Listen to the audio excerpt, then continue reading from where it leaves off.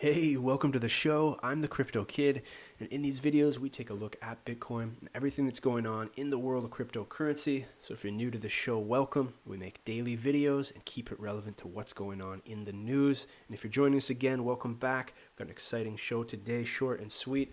So let's start out by taking a look at Bitcoin Cash. Now right now you can see we're currently sitting at around 2,600 USD. But we've had a pretty exciting morning here. If we take a step back, you'll see what I mean. We were sitting yesterday at around that 2,300 mark, and we've had some pretty significant gains over a very short period of time, which is nothing new for Bitcoin Cash. Now, we hit some highs at around 2,700 earlier today, and it appears as though we're showing some trends moving upward, so it's anyone's guess where this will stop, and we will continue to watch this as the day progresses. Now, let's jump over to CoinMarketCap here, because you can see there's some similar stories coming out with Ethereum showing 8% gains. Even Ripple is starting to show some gains after that decrease in price we saw midweek. But again, Bitcoin Cash showing 5, almost 6%, as it's been consistent pretty much over the last 24 hours. So pretty exciting to say the least. And if we take a look at Bitcoin Core, you can see that there is a general trend moving downward here over the last 24 hours. Price currently sitting at around 16,000. But again, we did touch heights of around 17,000 early last night. So be interesting to see what happens as usual. Now let's jump over to bitcoin.com to see what's going on in the news, because there's a couple interesting stories happening over there, specifically in India, the next country to get hit with government's grip.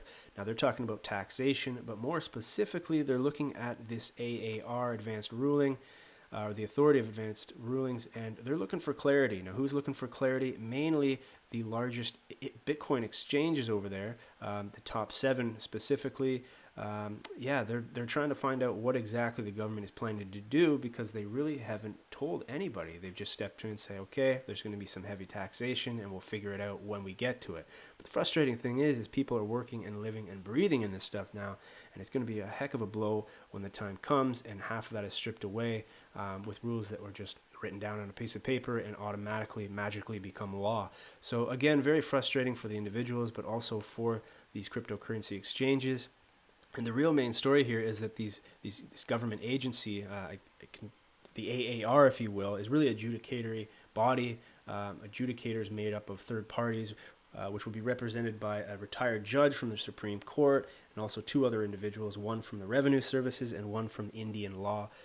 Or legal services, I should say. So again, this is going to be really interesting, but as you know, Bitcoin Core itself could not even be called a currency. So in my opinion, it could be looked at, if they're going to blanket all cryptocurrencies because of that, as a good or service, or otherwise something outside of the realm of a cryptocurrency. So really frustrating to see, especially with Bitcoin Core totally muddying the waters there, as it is not even close a cryptocurrency anymore, because it could not be used as cash or used for casual transactions, to say the least. So pretty frustrating. So if you're over there in India, I feel for you, and it's apparently going to happen everywhere around the world, or at least with most large governing bodies. So nothing new.